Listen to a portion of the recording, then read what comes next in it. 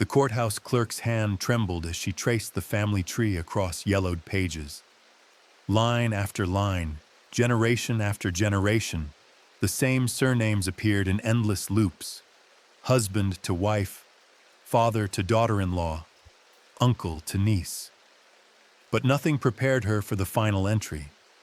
Sarah Jane Collett, born 1873, married to her own grandfather's brother, who was also her father's cousin, making her simultaneously grandmother, granddaughter, aunt, and niece to her own children. In the hidden folds of Tennessee's Smoky Mountains, the Colletts family had lived for over 2 centuries in complete isolation. No roads led to their hollow. No census takers climbed those ridges. When the outside world finally discovered them in 1938, genealogists found a bloodline so tangled that mapping it required new terminology. The mountain folk whispered of children born knowing things they shouldn't know, of elders who could predict the weather months ahead, of a family curse that made the very stones weep. What they found was far more disturbing than any curse. The morning mist clung to Copperhead Ridge like a burial shroud, carrying the scent of wild laurel and something else. Something that made traveling salesmen turn their wagons around without explanation. Deputy Marshal Thomas Whitmore had never believed in mountain superstitions, but as he guided his horse up the barely visible trail in September 1938, he found himself checking his pistol more than once. He'd come hunting a still. Instead, he found a settlement that time had forgotten. The first cabin appeared through the trees like a fever dream. Built from split logs and river stones, it sagged under the weight of decades, its single window stuffed with rags and newspaper. Smoke drifted from a chimney that leaned so far it seemed ready to topple. But it was the silence that unsettled him most. No dogs barking, no chickens clucking, no children's voices. Then he saw the woman. She sat on a porch that groaned under her rocking chair, ancient beyond her apparent years, her eyes the pale blue of winter sky. When she spoke, her voice carried the cadence of Old English, words twisted by centuries of isolation. "You be looking for someone, mister?" "Just passing through, ma'am." Her laugh was dry as autumn leaves. "Nobody just passes through Colletts Hollow." Behind her, a door creaked open. A man emerged, or perhaps a boy, it was impossible to tell. His face bore the unmistakable signs Whitmore had seen in state institutions. The flattened features, the too wide-set eyes, the slack expression of profound developmental delay. But there was something else, something that made Whitmore's skin crawl. Intelligence. Ancient, unsettling intelligence that seemed entirely at odds with the physical form. "That's my husband," the woman said simply, "and my nephew, and my son." Whitmore's horse shifted nervously beneath him, sensing something wrong in the very air. The woman who called herself Granny Collett invited him down for cornbread and coffee, and Whitmore found himself accepting, despite every instinct screaming otherwise. The cabin's interior told a story of poverty so complete it bordered on medieval. No electricity, no running water, no books or newspapers. But the walls were covered with something that made him forget the primitive conditions entirely. Genealogy charts, hand-drawn family trees that covered every available surface, stretching back generations with meticulous detail. Names connected by lines that looped and twisted in patterns that hurt to follow. The same surnames appeared over and over: Colletts, Fugate, Combs, Ritchie. But the connections between them defied every social convention Whitmore knew. "My great-great-grandmother, she was a Fugate," Granny Colletts said, following his gaze. "Blue people, they called them. Came from France, so the story goes. had 13 children by 3 different husbands. 2 of them was her cousins. 1 was her uncle. She pointed to a section of the chart where the lines became so intertwined they resembled a spider's web. That there's my line. Mama was a Collett, born to her own uncle. Daddy was a Combs, but his mama was also a Collett, daughter to my mama's brother. Whitmore set down his coffee cup with hands that had begun to shake. Ma'am, that would make your parents cousins, second cousins, an uncle and niece all at once. Her matter-of-fact tone made it somehow worse. Same as it's always been in these mountains. Same blood, good blood. Keep it in the family. Keep it pure. Through the window, he could see other cabins scattered along the ridge, each one identical in its decay. Each one inhabited by figures that moved with the same unsettling wrongness he'd observed in the man-boy on the porch. How many were there?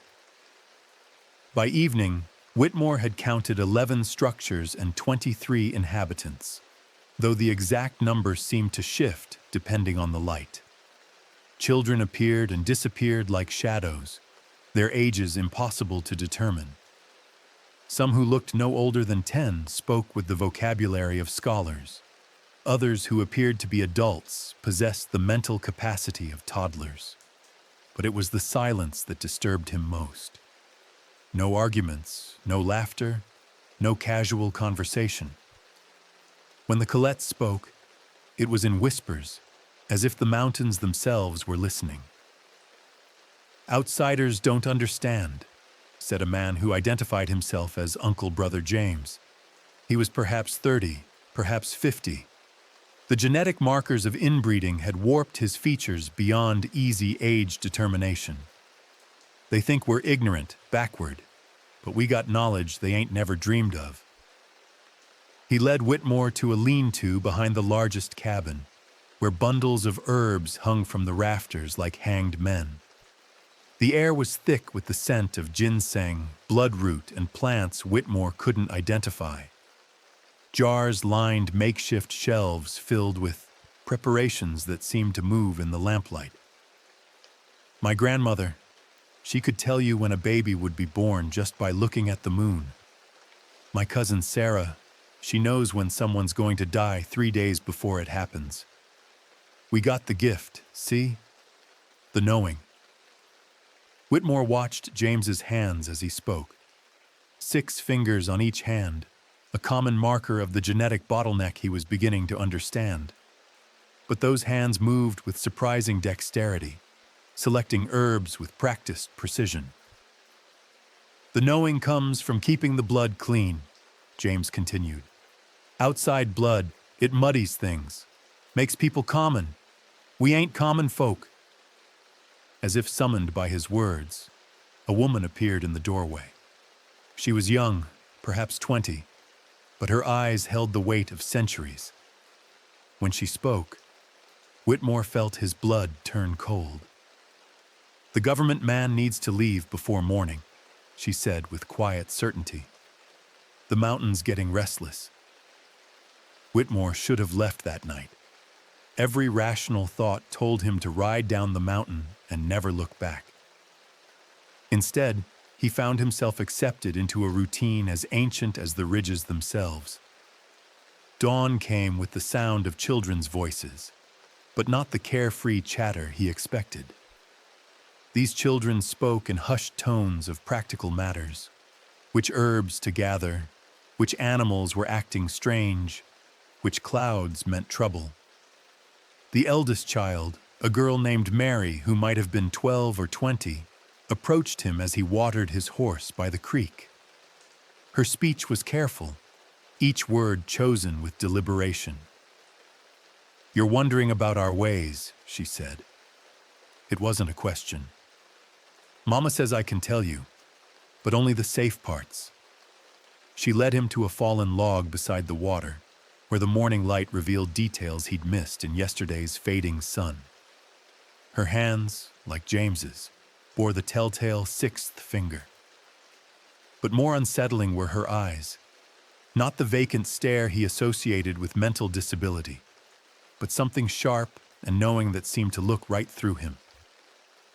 "We ain't the only ones," she began. "There's families up every holler in these mountains been doing the same for generations. Few gates over in Troublesome Creek. They turn blue as blueberries when they get excited. Combses in Martin County. Half of them born with teeth already grown in. Richie's up north. Every one of them can predict the weather better than any almanac." She picked up a smooth stone from the creek bed, turning it over in her 6-fingered hands. "But we're different. We got the deepest roots, the purest line. Least that's what Granny says. Mary, do you understand what happens when close relatives have children?" She smiled, and for a moment looked exactly like the child she should have been. "Course I do. I'm not simple, mister. None of us are, not really. We just got different kinds of smart." The stone in her hand had somehow become 2 stones, then 3, though Whitmore was certain he hadn't seen her pick up any others. That afternoon, Granny Colette showed him the family Bible, a massive leather tome that served as both religious text and genealogical record. The pages were water-stained and brittle, filled with entries in a dozen different hands spanning 2 centuries. But it was the pattern of names that made Whitmore's hands shake as he turned each page. "Here's where it started," she said, pointing to an entry dated 1767. "Ezekiel Collett came up from Virginia with his wife Martha and their 3 sons. Good Christian folk, looking for land of their own." The entries that followed told a story of gradual isolation. Neighbors moving away, roads becoming impassable, communication with the outside world growing sporadic, then ceasing altogether. By 1800, the names in marriages and births had narrowed to just 4 families: Colette, Fugate, Combs, and Ritchie. "Your county courthouse. It don't have half these records," Granny Collett explained. "We kept our own books, our own way of doing things. Didn't need outsiders telling us who we could marry, who we couldn't." She turned to a page from 1843, pointing to an entry that made Whitmore's stomach turn. "Sarah Collett, age 14, married to her father's brother Thomas Collett, age 41, and to his son Marcus Collett, age 16, on the same day. 2 husbands? 1 ceremony, 1 joining. Mountain ways ain't your lowland ways." Her finger traced the careful script. Sarah bore 8 children over 12 years. All healthy, all blessed with the knowing. The mathematical impossibility of it struck Whitmore like a physical blow. If Sarah married her uncle and his son, her cousin, she would be simultaneously aunt and wife to one husband, wife and stepmother to the other. Her children would be their own cousins, siblings, and step-siblings in an endless genetic spiral. But the children, surely there were problems, complications. Different ain't the same as wrong. Granny Collett's voice carried a sharpness that hadn't been there before. "Every family got its struggles. Least our children know where they come from." What Whitmore discovered next would haunt him for decades. The isolation of Colette Hollow wasn't accidental. It was carefully maintained by people who should have known better. In the courthouse records of nearby Gatlinburg, he found evidence of a conspiracy of willful blindness spanning generations. Tax records showed the Colette land had been exempted from assessment since 1896, listed simply as uninhabitable mountain terrain. Census takers had been instructed to avoid the area, marked in official documents as dangerous territory, hostile inhabitants. Even the Postal Service routed around Copperhead Ridge, despite federal mandate to serve every inhabited area. Dr. Harold Meeks, the county physician, admitted over whiskey in his parlor what everyone had long suspected. Course we knew about them, he said, his hands trembling as he poured another drink. My predecessor left notes. His predecessor before him. Been going on since before my granddaddy was born. And you did nothing? What would you have us do? Meeks's voice cracked with decades of suppressed guilt. March up there with shotguns? Force them down to live like civilized folk? Break up families that have been together since before the revolution? He pulled out a leather journal, its pages filled with medical observations dating back 50 years. We'd get called up there sometimes when a birth went particularly bad or when someone got hurt in the mines. What we saw, he trailed off, staring into his glass. Doctor, I need to know. Children born with organs on the outside of their bodies. Twins joined at the spine who lived to be 30. A man with two faces, both of them functional. And the worst part, half the time, these weren't seen as tragedies. They were considered blessed, marked by God for special purpose. Meeks closed the journal with hands that shook like autumn leaves. You want to know the real horror? Some of those children, the ones who survived, they were smarter than any normal person had a right to be. Like their genetic mistakes somehow concentrated intelligence instead of diminishing it.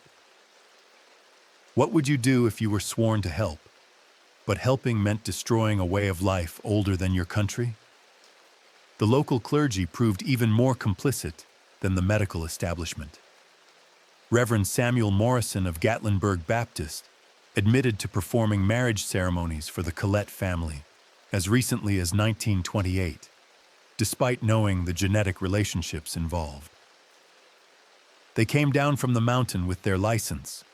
Proper paperwork, mind you, signed by the county clerk, Morrison explained, his weathered face etched with shame.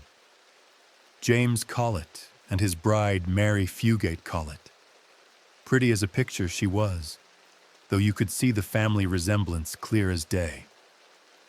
He led Whitmore to the church registry, pointing to an entry that seemed innocuous until the genealogical implications became clear.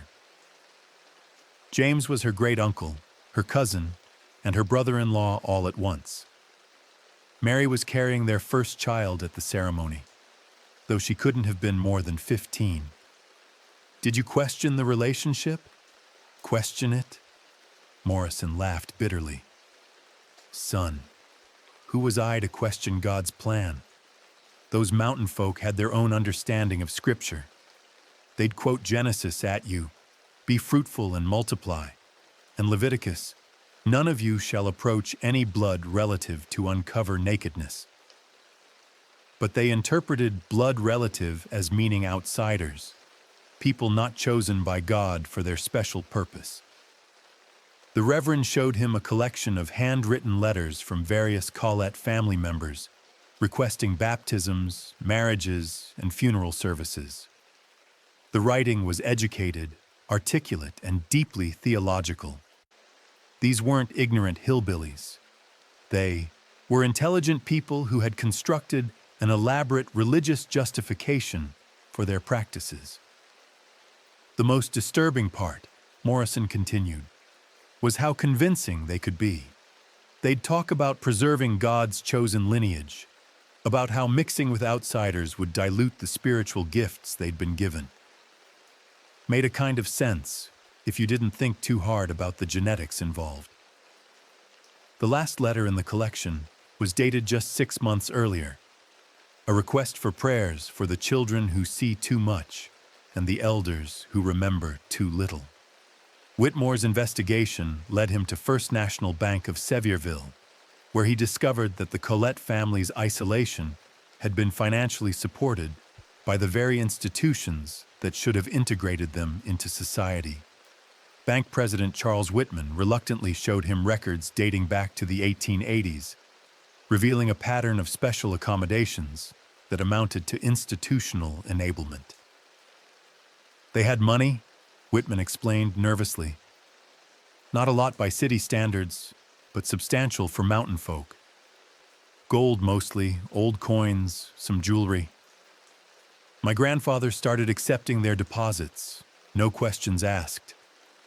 The records showed regular transactions conducted by family representatives who came to town perhaps twice a year. They never used standard banking services. No loans, no investment advice, no financial planning.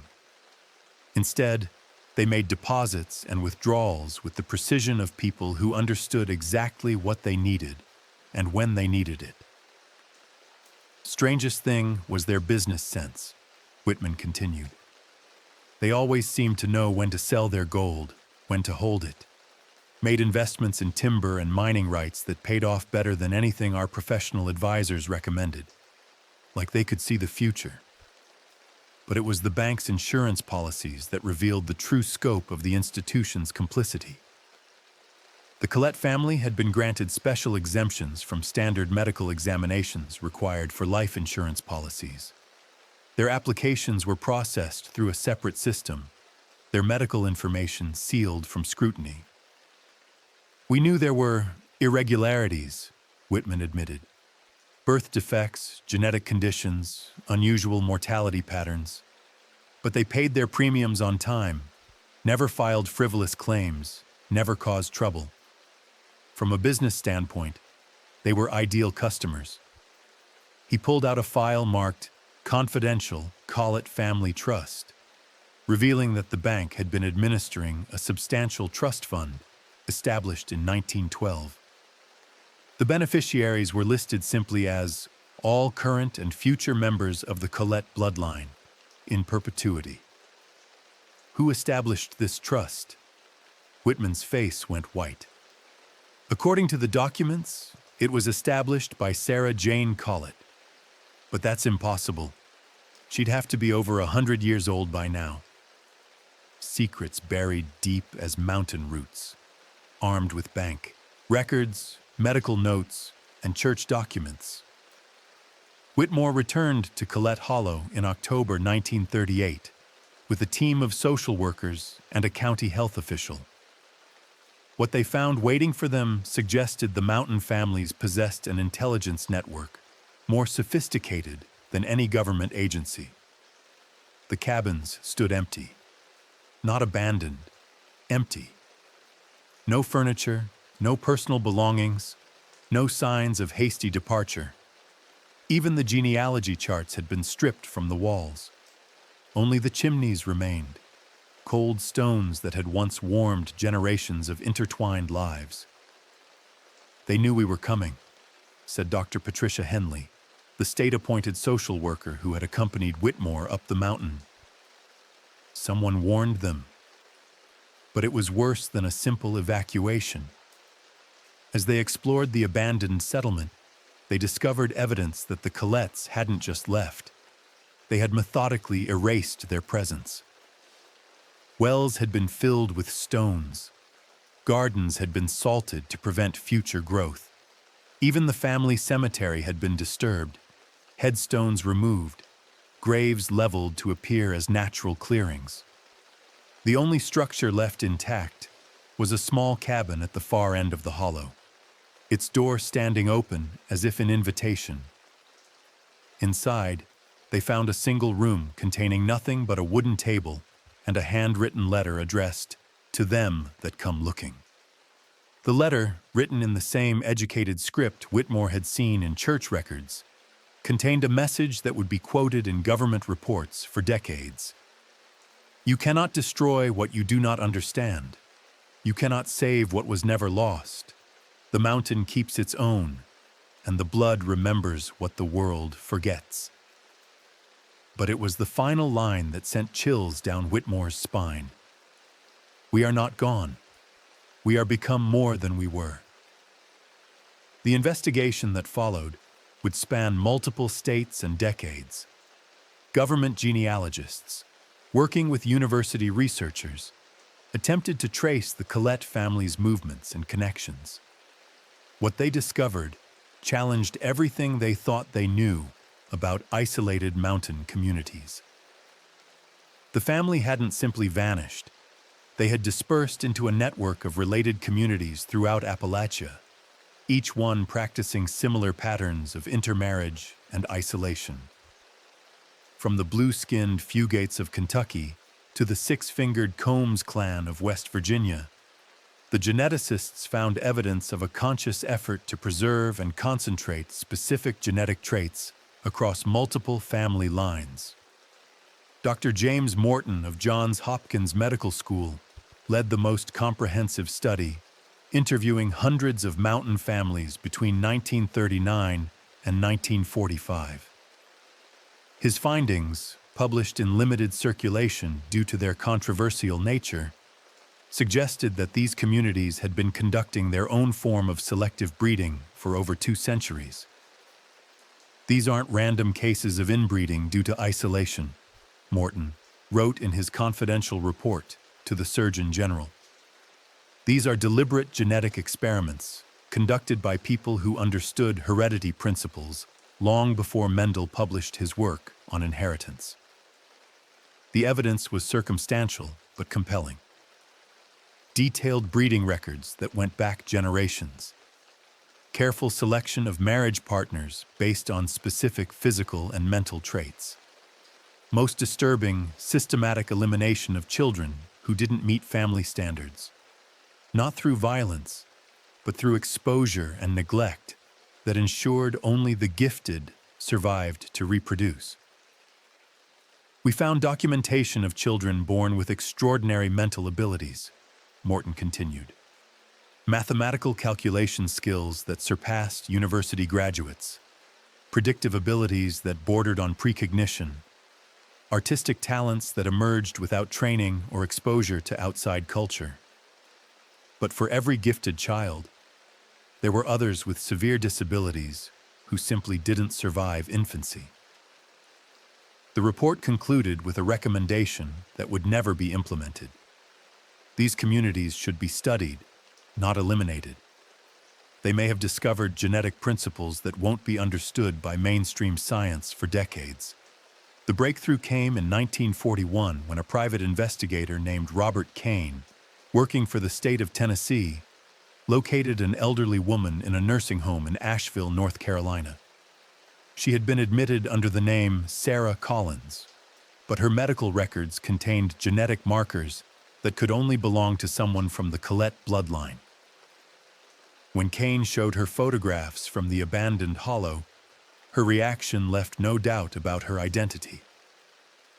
Sarah Jane Collett, the woman who was reportedly her own grandmother, had been living in plain sight for 3 years, passing herself off as a widow from the lowlands. "I ain't running from nothing," she told Kane in their first interview. "I'm just tired of living in the shadows." What she revealed in subsequent conversations would fill 17 typed pages and become one of the most detailed accounts of American inbreeding ever recorded. Sarah Jane was indeed her own grandmother, a biological impossibility that resulted from 6 generations of carefully planned marriages within a single family line. "My grandmother was Martha Colletts, born 1856, she explained with the patience of someone who had told this story many times. She married her Uncle William in 1871, and their daughter, my mother, was named Sarah after me, though I wasn't born yet." The temporal impossibility of the statement didn't seem to trouble her. "Mountain time ain't the same as lowland time. We measure generations different, mark relationships different. What you call impossible, we call Tuesday." Kane pressed for details, and Sarah Jane obliged with mathematical precision that would have impressed any geneticist. She was the daughter of cousins who were also uncle and niece. Her husband was her father's brother and her mother's cousin. Her children were simultaneously her grandchildren, her nephews and nieces, and her siblings. "The bloodline makes a circle," she explained simply. "I'm at the center of that circle, connected to every point on the edge. Makes me grandmother to myself, daughter to my own children, sister to my own parents. As Sarah Jane's story emerged, so did the terrible cost of the Colletts family's genetic isolation.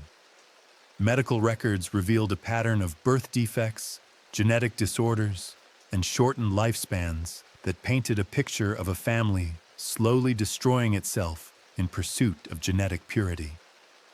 "We lost more children than we kept," Sarah Jane admitted during one of her final interviews.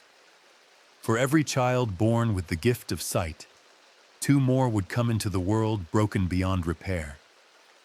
For every child who could predict the weather or find water with their hands, 3 others would die before their first winter." She described a community where genetic abnormalities were so common, they had developed their own terminology. Children born with extra fingers were marked by grace. Those with developmental disabilities were touched by the mountain spirit. Babies born with severe deformities were called back early and left to die of exposure. "You think we were cruel," she said, reading Kane's expression. "But you ain't never had to watch a child suffer with organs growing on the outside, bones that won't hold weight, minds that can't hold thoughts. Sometimes mercy looks like cruelty to them that ain't got to make the choice." The mathematical reality was stark. Of the 43 children born to the Colletts Hollow between 1900 and 1938, only 18 survived to adulthood. Of those 18, 11 showed clear signs of genetic disorders. Only 7 were capable of independent living by outside standards.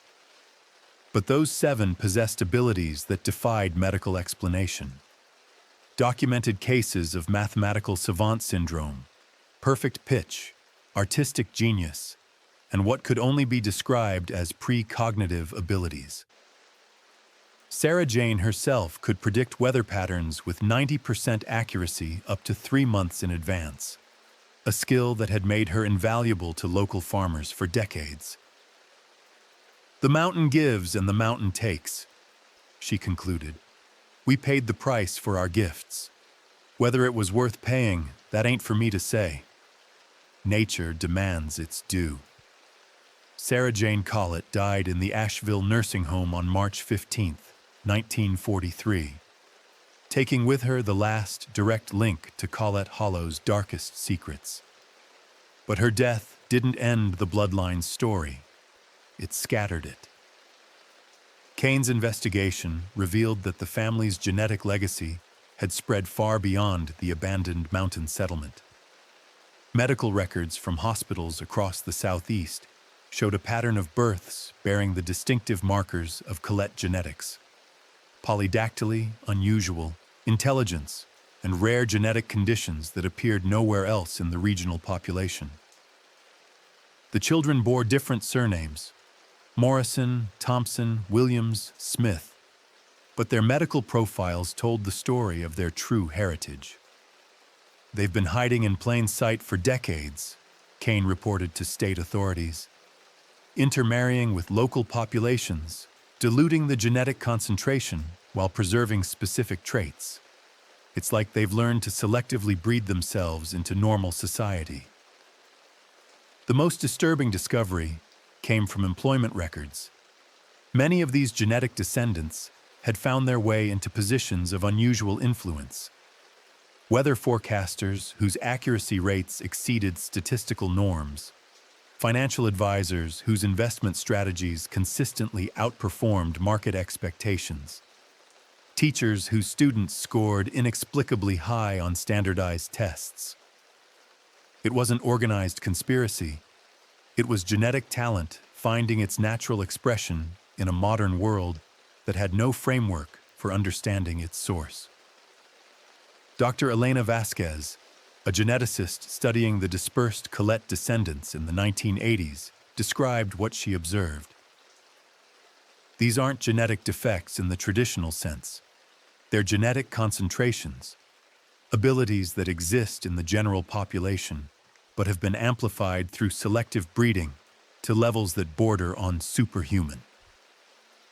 Her research, buried by institutional pressure and ethical concerns, Documented 47 confirmed Colletts descendants living normal lives across 12 states. All showed markers of the family's genetic signature. All possessed abilities that couldn't be explained by environment or education alone. The final chapter of the Colletts legacy began to unfold in the 1990s, when genetic testing became accessible to the general public. Individuals who had grown up believing they were ordinary began discovering connections to a family they'd never known existed. Amanda Morrison of Nashville was the first to trace her polydactyly back to Colletts Hollow when she submitted her DNA for genealogical analysis in 1996. The results showed genetic markers that led directly back to Sarah Jane Colletts, despite no known family connection. "I always knew I was different," Morrison told researchers. "I could predict storms 3 days before the weather service, find underground water by walking across a field, do mathematical calculations in my head that most people needed computers for. My grandmother used to say I had mountain blood, but I thought she was just being superstitious." The DNA results revealed that Morrison was Sarah Jane's great-great-granddaughter through a line that included marriages to 4 different men, 3 of whom were also descended from the Colletts bloodline. Her genetic makeup showed concentration levels of specific traits that exceeded anything in the medical literature. More disturbing was what happened when other descendants began finding each other through online genealogy platforms. Without any knowledge of their shared heritage, many had been drawn to the same geographic regions, the same professions, the same types of partners. Genetic memory, Dr. Vasquez theorized, was reassembling the scattered bloodline. "They're not consciously seeking each other out," she explained. "But there's something in their genetic programming that draws them together. Pheromones, maybe, or some other biological marker we don't understand yet." By 2015, genetic testing had identified over 300 confirmed Colletts descendants living across North America. Many possessed the family's distinctive abilities. Some had unknowingly married distant cousins, continuing the pattern of genetic concentration their ancestors had practiced deliberately. The mountain blood, it seemed, remembered what the conscious mind had forgotten. Today, Colletts Hollow remains empty, its cabins collapsed into ruins that tourists photograph while hiking the Great Smoky Mountains National Park. Park rangers mention the abandoned settlement in passing, describing it as a remnant of early mountain homesteading. They don't mention the genetic experiments, the deliberately concentrated bloodline, or the descendants who still walk among us. The National Park Service archives contain Sarah Jane Colletts' complete interviews, sealed under a 75-year restriction that won't expire until 2018. DNA databases hold genetic profiles of hundreds of her descendants, many of whom remain unaware of their mountain heritage. Medical journals from the 1940s contain detailed studies of the family's genetic conditions, buried in academic libraries where few researchers think to look. But in the hollows and ridges of Appalachia, in the genes of scattered families, and in the memories of those who know how to listen, the bloodline endures. Children are still born with 6 fingers and uncanny intelligence. Weather predictions still prove mysteriously accurate. Mathematical savants still emerge from families with no history of exceptional intelligence. The mountain keeps its own, and the blood remembers what the world prefers to forget. Locals say that on certain misty mornings, you can still hear children's voices echoing from Copperhead Ridge, not the carefree laughter of normal play, but the hushed, adult conversations of those born knowing too much. And if you listen carefully to the wind through the pines, you might catch whispers of names that loop back on themselves. Fathers who are also grandsons, mothers who are their own daughters, bloodlines that twist like mountain roads with no beginning and no end. The Colletts family may be scattered, But their legacy lives on in genetic code that refuses to be diluted, in abilities that defy explanation, and in the persistent rumor that somewhere in these mountains, the oldest bloodline in America continues to flow through, veins that remember what it means to be truly pure. Subscribe if you want the next deep dive.